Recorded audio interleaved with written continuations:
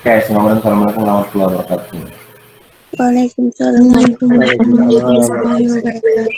Waalaikumsalam warahmatullahi wabarakatuh. Ya, tadi sudah dijelaskan ya sedikit tentang bagaimana sejarah filsafat Yunani kuno, ya. Kuno ya, klasik.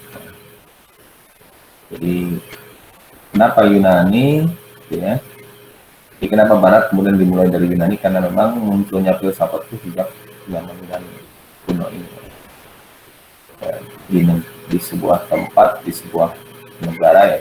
Sekarang negara dulu bukan negara. Yang penuh dengan mitos. Jadi masyarakat Yunani itu adalah masyarakat yang percaya pada mitos.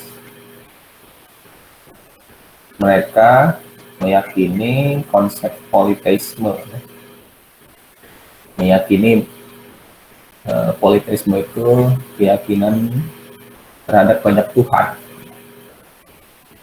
Kalau Islam itu kan agama monoteisme, agama yang percaya pada satu Tuhan. Tapi Yunani, dia politeisme, percaya pada banyak Tuhan. Maka muncul simbol-simbol para dewa di situ. Dewa-dewa Yunani, ya. Zeus, gitu ya. Dan sebagainya. Hera, ya. Nah, Yunani kuno ini mulai dari 600 tahun sebelum Masehi ya, sampai ke Masehi. Jadi 600 tahun sebelum Masehi, before Christ ya. Jadi sebelum tahun Masehi ya, jadi 600 tahun sebelum dimulainya tahun Masehi. Kita sekarang udah 2021. Berarti sebelum 2600 tahun sebelum 2021 tahun, berarti 2021 tahun tambah 600 berarti 2621 tahun yang lalu. Ya. Nah, jadi yang tadi ya penuh dengan mitos itu. Maka munculnya filsafat merubah pola pikir masyarakat Yunani ya. Dari tadinya percaya pada mitos ya, mitologis ke logosentris, berubah menjadi rasionalitas ya. Jadi dari mitos ke logos, jadi perubahan pola pikir masyarakat Yunani dari mitos ke rasionalitas, dari yang tidak masuk akal kepada yang masuk akal. Sehingga alam tidak lagi dijelaskan menggunakan mitos-mitos para dewa, tetapi dijelaskan dengan hal yang sifatnya rasional dan masuk akal. Nah, para filosof pertama Yunani memang dia concern pada alam ya, kosmos. Maka karena concern mereka terhadap alam, kosmos, maka menjadi kosmosentrisme ya, kosmosentris. Jadi fokus kajian mereka adalah alam. Masa itu juga filsafat itu identik dengan ilmu pengetahuan, belum dipisahkan mana filsafat mana ilmu pengetahuan. Tapi ketika orang menyebut filsafat maka ya itu seperti tidak bisa dipisahkan dengan ilmu pengetahuan. Kalau orang filsafat ya ilmu, kalau ilmu ya filsafat. Jadi kalau orang menyebut filsafat alam maka itu ilmu alam. Nah, filosof-filosof awal ini memang concern pada pembahasan tentang alam, seperti membahas tentang arche, yaitu asal mula segala sesuatu. Filsafat Yunani kuno merupakan awal dari lahirnya pemikiran rasional, logos menggantikan mitos. Jadi rasional, ilmu menggantikan mitos. Nah, ada beberapa filosof alam yang besar ya sebelum masa Socrates yang mencoba menjelaskan tentang arche ya, asal mula segala sesuatu, asal mula alam itu. Nanti keluar tokoh-tokohnya seperti Thales, Anaximandros ya, Anaximenes, Pythagoras, Herakleitos, Parmenides, Demokritos ya. Dan banyak lagi filosofi alam yang lain. Ini Thales ya, Anaximenes. Nah, Thales misalnya, Thales berusaha ya menjelaskan bahwa asal mula alam ini adalah air. Asal mula segala sesuatu adalah air. Jadi dia sudah berusaha mencoba menjelaskan alam tidak lagi dihubungkan dengan mitos-mitos para dewa. Dihubungkan dengan Hercules, dihubungkan dengan Zeus, tidak lagi. Anda kalau coba cari coba mitos Yunani, banyak mitos Yunani ya, perang Troya, Hercules, dan sebagainya. Coba Anda cek. Ya, banyak sekali mitos-mitos Yunani. Nah, Thales ini mencoba menjelaskan asal mula segala sesuatu adalah air. Meskipun kita bisa berdebat dengan hal ini ya, tidak sependapat, tapi kali juga dia sudah berusaha menjelaskan itu dengan sesuatu yang lebih rasional. Kenapa air? Air merupakan sumber kehidupan. Air merupakan sumber kehidupan tumbuhan, kehidupan hewan, kehidupan manusia. Ya, semuanya butuh air. Air dapat bentuk cair ya, berbentuk gas, udara uap, padat menjadi es. Lautan lebih luas dibanding darat. Nah, ini salah satu argumentasinya Thales. Nanti didebat oleh Archimedes. Kata Archimedes bukan air, tapi asal segala sesuatu, asal mula segala sesuatu adalah udara. Kenapa udara? Kenapa bukan air? Udara yang encer menjadi api. Udara yang dingin akan menimbulkan hujan. Akhirnya menjadi tanah dan batu. Bumi berbentuk cakram dan ada dalam udara. Nah, ini penjelasan Archimedes. Tapi sudah mulai tidak lagi alam itu dihubungkan dengan tadi mitos para dewa. Ini sudah mulai logos ya, artinya ilmiah masyarakat. Lain lagi Anaximanthros, beda lagi. Asal segala sesuatu bukanlah air, bukan juga udara, tapi kata dia to appear, atau sesuatu yang tidak terbatas. Nggak mungkin kan asal segala sesuatu katanya sesuatu yang terbatas, tapi sesuatu yang tidak terbatas. Jadi asas pertama itu pastinya bersifat ilahi, abadi, meliputi segala. Bumi berbentuk silinter dan merupakan pusat alam semesta. Di masa itu masih bumi ya. Di masa sekarang kan direvisi ya, bukan bumi lagi menjadi pusat alam semesta. Ini masih berarti teori geosentris. Karena sekarang sudah berubah menjadi teori heliosentris.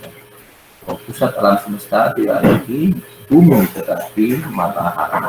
Tapi tidak, dia sudah mencoba menjelaskan dengan sesuatu yang lebih masuk akal.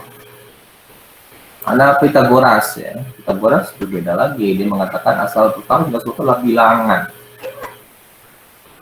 Anda mungkin lebih kenal tokoh ini dibanding dia, Thales, Anaximenes. Pythagoras karena dia punya rumus Pythagoras itu ya. Apa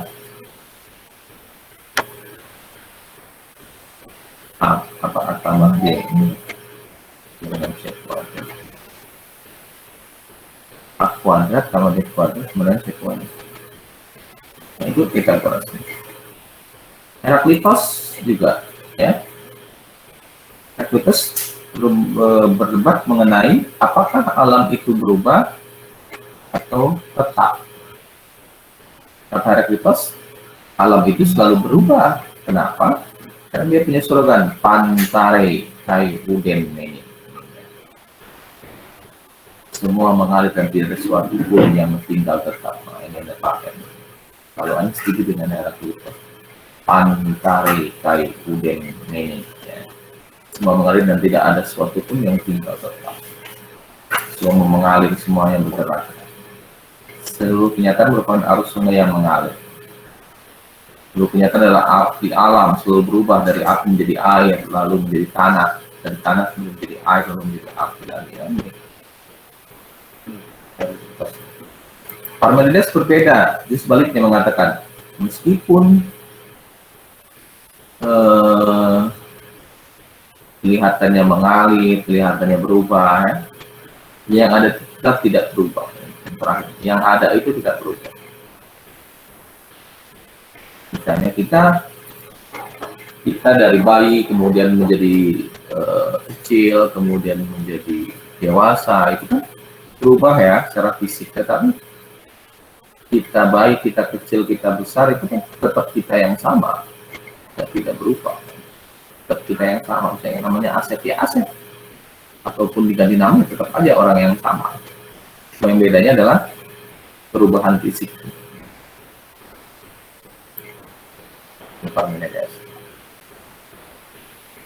Demokritos juga mengatakan atom nih, yang mengatakan atom.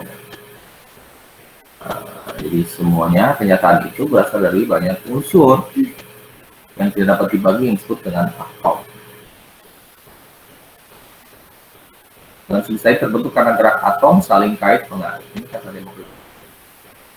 Nah, di fase pertama itu adalah fase di mana para filosof mencoba menjelaskan alam dengan sesuatu yang sifatnya ilmiah, ya, masuk akal. Mereka concern memang pada kajian tentang alam, maka mereka disebut filosof. Nah, zaman kemasan Yunani adalah pada masa ini ya, puncaknya adalah pada masa SPA. SPA itu Socrates, Plato, Aristoteles. Nah, siapa Socrates? Kenalilah diri, dia punya slogan ini, know thyself. Dia punya metode Techner, ya, teknik tidak. Si Socrates ini kan, itu metode dialog, ya, dialektika, dialog. Dan bidan, kalau bidan mencoba membantu melahirkan kembali, maka metode Technernya Socrates berusaha untuk menolong, membantu melahirkan pengertian atau kebenaran atau pengetahuan. Jadi dialog itu salah satu cara kita bisa menemukan pengetahuan, pengertian, dan kebenaran. Tanya jawab, ya, dialog, ya. Ngobrol, dialog. Socrates itu biasanya keliling pasar, keliling tempat-tempat ramai, nanya ini dan sebagainya, sehingga orang mengerti, ya, paham, sehingga orang kemudian bisa mengetahui apa yang mengeluarkan gagasan dan ide itu, jadi kritis kita. Nah, metode dialog ini mencoba menemukan sebuah pengertian. Dari dialog itu kemudian kita jadi tahu apa itu keadilan, keberanian, kebenaran apa saja yang kita dialog.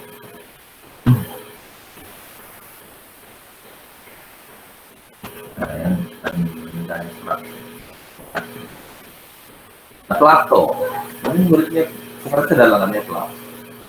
Plato ini adalah murid yang berbakti, ya, karena dia menulis tentang dialog-dialognya Socrates, sehingga kemudian Socrates yang tidak pernah menulis buku pun ikut terkenal karena ulah Plato. Plato dulunya namanya Socles, ya. Murid Socrates, kemudian mendirikan akademi sekolah, ya. Sekolah itu namanya akademi, tapi sekarang jadi akademi cambuk, ya. Ini salah satu nama sekolahnya, Pulau Aten, ya, sekolah Athena akademi, ya. Akademi itu sebenarnya merujuk pada sekolahnya Plato, maka sekarang dipakai untuk lembaga-lembaga pendidikan, kan, akademi. Tapi sekarang ya lebih cenderung pada D2, D3 ya, Athena. Nah, banyak yang dibicarakan. Jadi di tangan Socrates, Plato, Aristoteles itu pembahasan tidak lagi bicara tentang alam, tetapi sudah berubah ke antroposentris, bicara tentang manusia, tentang kebenaran, tentang pengetahuan, tentang logika, ya, tentang kebahagiaan, tentang ekonomi, tentang kepemimpinan, ya, metafisika, ya, jiwa, ya, etika, ya. Pemimpin, bahkan kata Plato, pemimpin itu harus seorang filosof. harus orang yang bijak, filosof. Jangan prajurit, jangan petani, jangan pedagang, jangan. Golongan ketiga adalah yang memerintah harusnya orang bijak, filosof, pemikir. Baru kemudian boleh prajurit, boleh petani, pedagang, pemikir lah kalau di sekolahnya. Nah, Aristoteles ini muridnya Plato, dia juga sangat terkenal, terutama dalam bidang logika. Mungkin sudah belajar logika ya, logika Aristoteles ya, silogisme. Di logika itu pasti orang akan merujuk pada Aristoteles. Ya, Aristoteles ini kan punya logika ya.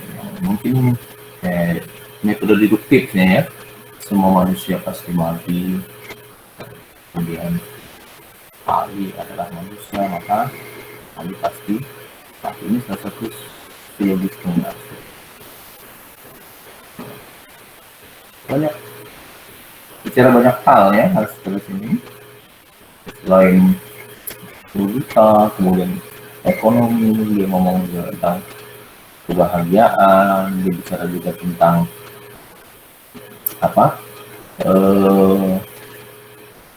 kosmologi, dia bicara juga tentang substansi ya, dan sebagainya. Nah ini ya, jadi sedikit penjelasan, saya kira menambahkan tadi apa yang dijelaskan oleh teman-teman kalian tadi ya. Dijelaskan oleh teman-teman kalian tadi bahwa filsafat Yunani ya, memang dimulai dari tadi ya, perubahan pola pikir masyarakat Yunani dari tadinya dipenuhi dengan mitos-mitos ya, atau percaya pada mitos-mitos, kemudian berubah pada bagaimana menjelaskan alam semesta itu dengan sesuatu yang lebih rasional. Maka sejak itulah ilmu pengetahuan berkembang dengan luar biasa. Jadi setelah meninggalkan mitos, ke logos ilmu pengetahuan. Tadi kan dijelaskan ya, orang terkait dengan peradaban Yunani, karena kelas ini dua Yunani meninggalkan tulisan ya, catatan. Di peradabannya juga besar karena memang tercatat, tertulis ya, di situ. Ya, itu saya kira tambahan dari saya. Kalau ada yang mau bertanya atau ini boleh. Ya.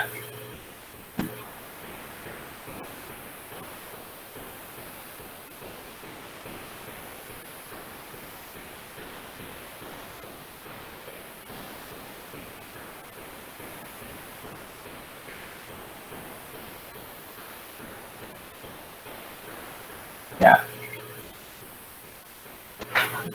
Faisal ini baru gabung, Sal.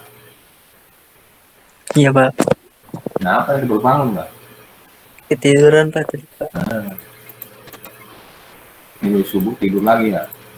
Iya Pak. Ya itu ya, jadi sejarah tadi ya, dari Yunani gitu ya, jadi dimulai dari situ. Jadi perubahannya dari situ, jadi pola pikirnya. Di masyarakat kita juga penuh dengan mitos kan. Jadi makanya dikritik oleh Sultan Takhir Ali Sabana pernah mengkritik. Karena masyarakat kita itu masih penuh dengan mitos sehingga susah untuk maju. Baca coba tulisannya Sultan Takhir Ali Sabana. Kita kan penuh dengan mitos ya. Masih banyak mitos berkembang di masyarakat kita. Mitos kalau kesini nanti apa gitu. Ada mitos Nyiro Kidul gitu ya, kalau pakai baju hijau tenggelam ya. Kalau datang ke tempat pasangan putus ya. Dan sangat tidak rasional. Jadi salah satu contoh rasionalitas itu misalnya ketika orang cenderung datang ke dokter dibanding datang ke dukun.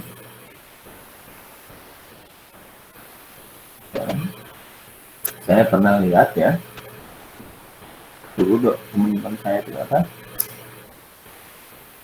teman saya berobat ke dukun karena sakit gigi gitu ya. Kemudian diperlihatkan sama dukun itu binatang-binatang yang ada dari gigi gitu, sehingga ini penyebab dari sakit giginya. Padahal kan kalau kita belajar tentang kedokteran ya, sakit gigi itu bukan karena ada binatang yang ada di gigi kita, tapi karena luka degusi gitu, luka yang ada di gusi kita, sehingga kan di gusi kita luka, maka kemudian menyebabkan sakit, bengkak dan sebagainya. Ya, jadi itu ya.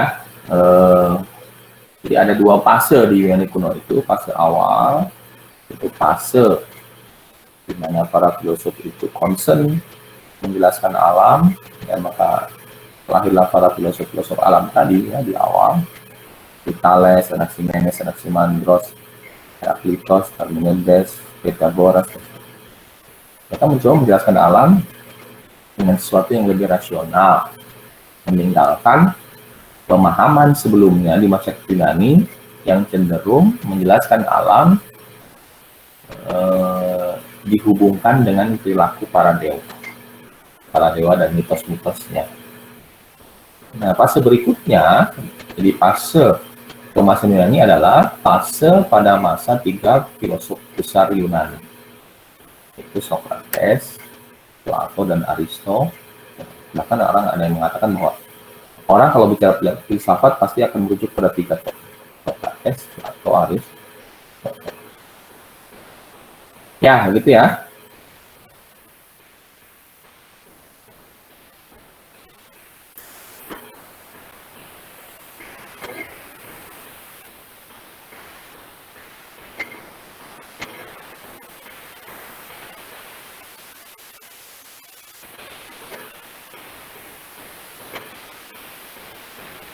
Oke, kalau gitu kita akhiri saja ya. Kita akhiri. Kalau tidak ada, mari kita foto bersama lagi.